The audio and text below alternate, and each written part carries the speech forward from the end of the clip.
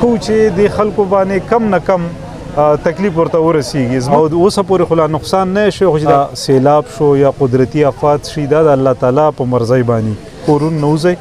زنانه مو وباسئ، ماشومان مو وباسئ، چې کوم قیمتي سامان یې هغه مو وباسئ.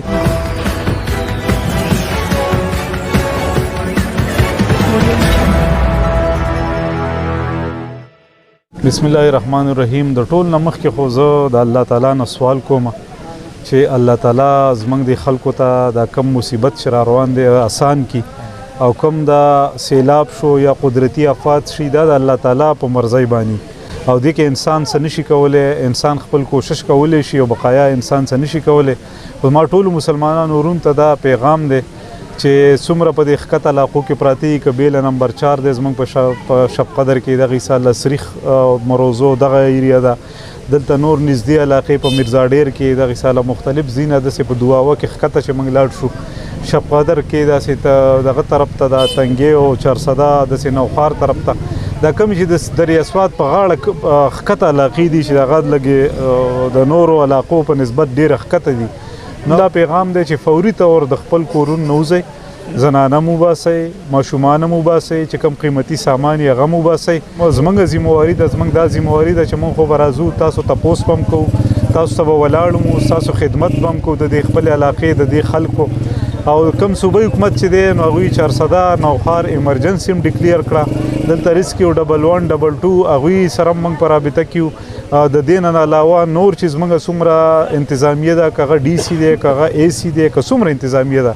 ټول سره موږ په رابطه کې یو او د صوبایي حکومت سره هم رابطه کې یو. او اوسه پورې خو لا نقصان نه شي، خو چې دا کومه ریله را روانه ده چې د دې څومره کیپیسټي و هغه کیپیسټي فل شوله د دریای سواد د مونډې په مقام او په دې ځینو باندې، او مزید د هغه ځای نه اطلاع داسې ده چې نور هم زیاتیږي. نو د هغې د وجې د احتیاط دپاره موږ ړومبی دا کار وکړو چې د انتظامیه په ذریعه باندې هم د سوشل میډیا په ذریعه باندې د ځوانانو د کلیواله خلکو د مختلف سرکاري اهلکارو خل خبر کړو، سیډونو ته یې کړه، د اطلاع وله ورکړه چې ټول خل سیټ ته شئ. او د هغې نه پس چې د موږ نه سم کېږي انشاءالله به ورسره موږ کوو. د انتظامیې دغه بل چې کوم کورونه کم خل بې کوره کېږي، چاته ځای نه وي، نو هغوی دپاره به موږ سکولونو کې انتظام کوو، هغوی دپاره به د خوراک انتظام کوو، هغوی دپاره به موږ هر څه ته ولاړو. خو د یوه خبره کوم چې موږ ټولو ایز مسلمان دا زما ټولو خلکو ته دا درخواست دی چې الله ته توبه طیب شو.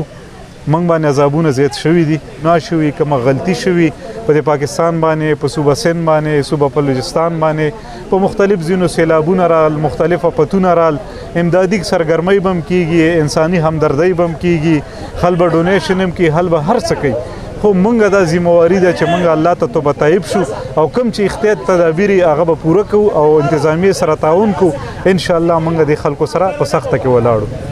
په انتظامیې سره رابطه کې یو، زه ټولو سره رابطه کې یم، دوی دپاره موږ انتظامات هم کوو، هر څه به کوو. ورته موږ راغلي دې دپاره زه راغلی یم چې زه ګورم چې څه حالات دی د خلکو سره، زه څومره مدد موږ نه کېدلی شي، چې زه دې دپاره یم چې زه کوم ځای کې مسله وي چې زه انتظامیې سره کانټیکټ کوم، ډي سي سره کانټیکټ کوم، اے سي سره، ریسکیو والا سره، ټولو سره کانټیکټ کوم چې دې خلکو ته موږ څومره فیسیلیټي ورکوی شو چې ورته ورکړو. ما کوشش وکړو تنګي ته ما خو نور ملګري هم ټول الرټ کړي دي، زموږ چې د پی ټي آی کوم ملګري دي یا زموږ هم انتظامیې کوم کسان دي هغوی ټول الرټ دي، په هغوی هم ولاړ دي او هغوی هم کوشش کوي چې موږ د خلکو ته څومره فیسیلیټیز ورکولی شو. دغې سره زموږ په چارسده کې چې کوم ایم پي ایس دي، ایم این ایس دي، هغوی هم لګې دي. نو موږ کوشش دا کوو چې د خلکو باندې کم نه کم تکلیف ورته ورسیږي، زموږ نه چې څومره هم کوآپریشن کېدی شي هغه به ورسره موږ